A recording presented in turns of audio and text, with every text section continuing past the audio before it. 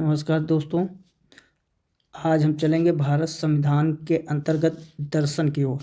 जब मेरा पहला वीडियो आपने देखा था तो पहला वीडियो में हमने 3 पार्ट में संविधान को 3 पार्टों में बांटा था। 3 भाग क्या क्या थे संविधान के? एक भाग था दर्शन पे, दूसरा भाग था सरकार के गठन पे,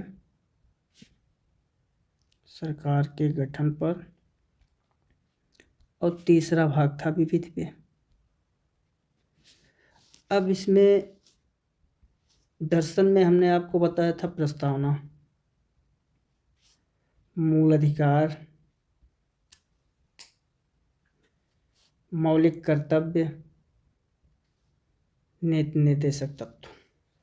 तो इसी में आज आपको हम पहले पार्ट की ओर ले चले हैं, पहले चैप्टर की ओर ले चल रहे हैं, प्रस्तावना की ओर। प्रस्तावना में आज अच्छे से आपको हम प्रस्तावना के बारे में बताएंगे।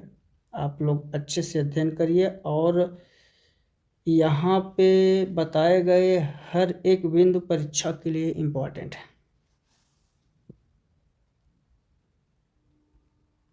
प्रस्तावना, प्रस्तावना क्या है? प्रस्तावना की ज़रूरत क्यों होती है? हमारे संविधान में प्रस्तावना शब्द है या नहीं? इन सब के बारे में आपको बताना है। ये शब्द संविधान में कहीं नहीं लिखा गया है। ये शब्द संविधान में कहीं नहीं लिखा गया है।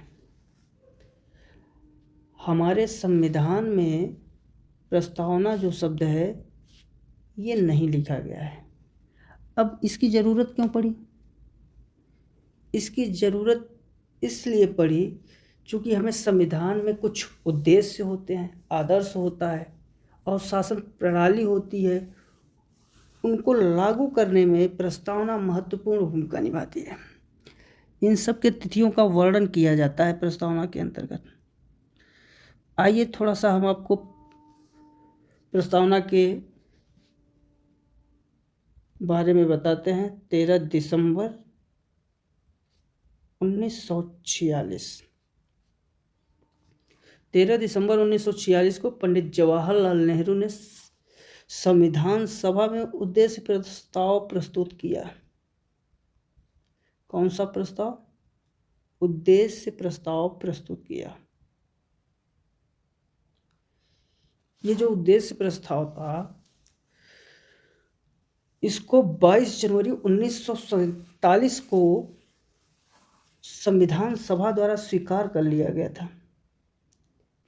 22 जनवरी 1947 को संविधान सभा द्वारा स्वीकार कर लिया गया था। फिर इसी उद्देश्य प्रस्ताव को प्रस्तावना के रूप में हम लोगों के सामने संविधान में प्रस्तुत किया। इतना आप लोगों को पता है। अब यहाँ से परीक्षा में आपको प्रश्न पूछा जाएगा कि भारत की प्रस्तावना किसकी देन है? भारत में प्रस्तावना किसकी देन है?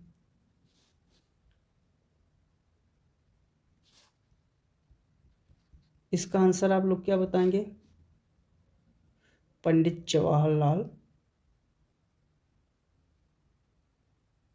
नेहरू। अगर ये पूछा जाए कि प्रस्तावना शब्द लिया कहाँ से गया है, प्रस्तावना की संकल्पना किस देश से ली गई है, तो इसके लिए आप बताएंगे USA।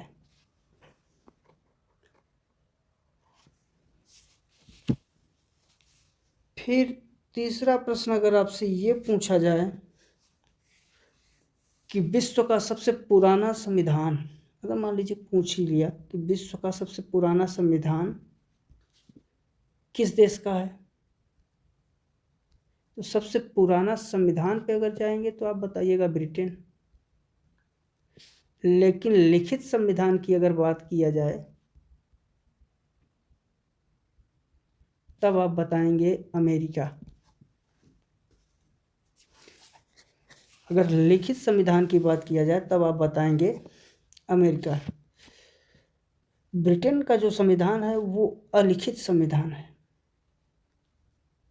ब्रिटेन का संविधान अलिखित संविधान है। ये सब परीक्षा में आया हुआ प्रश्न है। और अगर आपसे ये पूछा जाए, एक प्रश्न हम अगर आपसे पूछें कि भारत के संविधान पर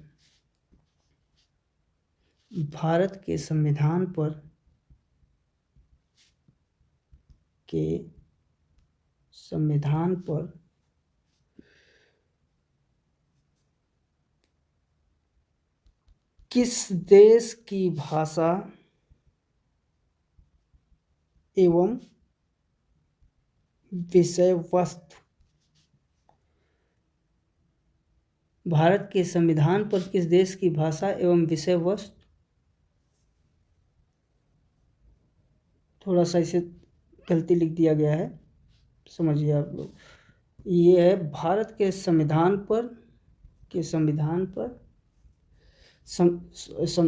संविधान की भाषा एवं विषय वस्तु किस देश के संविधान से प्रेरित है। क्वेश्चन ये था, जल्दीबाजी में हमने गलत कर दिया था। भारत के संविधान की भाषा एवं विषय वस्तु किस देश के संविधान से प्रेरित है, तब आपका उत्तर हो जाएगा ऑस्ट्रेलिया। ऑस्ट्रेलिया।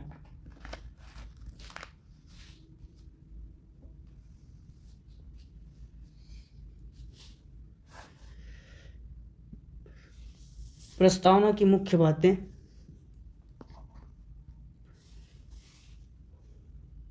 प्रस्तावना की मुख्य बातें क्या हैं? तो प्रस्तावना की मुख्य 3 बातें हैं। ये मुख्य 3 बातें कौन कौन सी हैं? शासन शक्ति का स्रोत, शासन शक्ति का स्रोत। दूसरा, शासन का स्वरूप।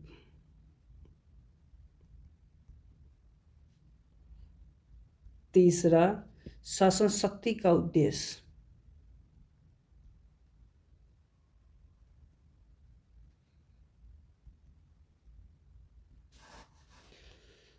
प्रस्तावना की जो 3 मुख्य बातें हैं उसमें पहला है शासन शक्ति का स्रोत क्या है, शासन का स्वरूप क्या है और शासन का उद्देश्य क्या है।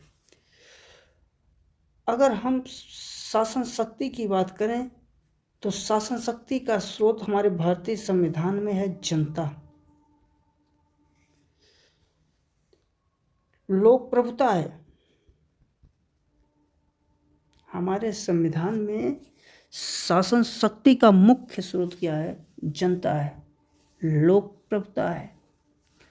और इसका जो जनक है, इसका जनक माना जाता है रूसो को।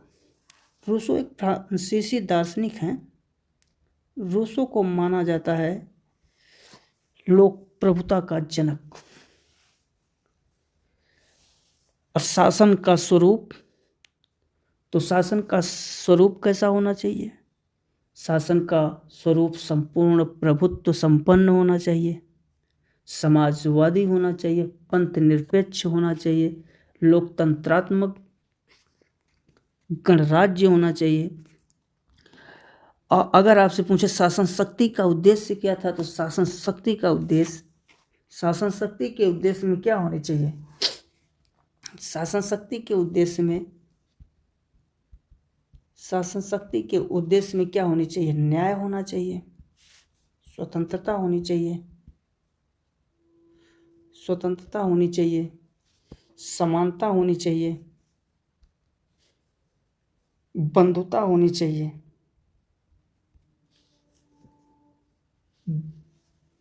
एकता और अखंडता होनी चाहिए, एकता और अखंडता होनी चाहिए, व्यक्ति की गरिमा होनी चाहिए,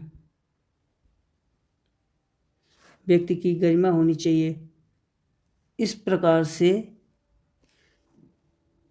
6 प्रकार के उद्देश्य हैं। पहला उद्देश्य न्याय है, दूसरा क्या है, समानता है, तीसरा क्या है, स्वतंत्रता है, चौथा क्या है, बंधुता, पांचवा क्या है, एकता और अखंडता, एकता और अखंडता, और छठवां क्या है, व्यक्ति की गरिमा। ये 6 प्रकार के शासन के उद्देश्य हैं। शासन का स्वरूप कैसा होगा? शासन का स्वरूप होगा संपूर्ण प्रभुत्व संपन्न, समाजवादी, पंथ निरपेक्ष, लोकतंत्रात्मक, गणराज्य। लेकिन अगर शासन के उद्देश्य की बात करें तो शासन का उद्देश्य 6 प्रकार का होता है। उसमें क्या क्या है? न्याय है, स्वतंत्रता है, समानता है, व्यक्ति की गरिमा है, बंधुता है, एकता है और अखंडता है।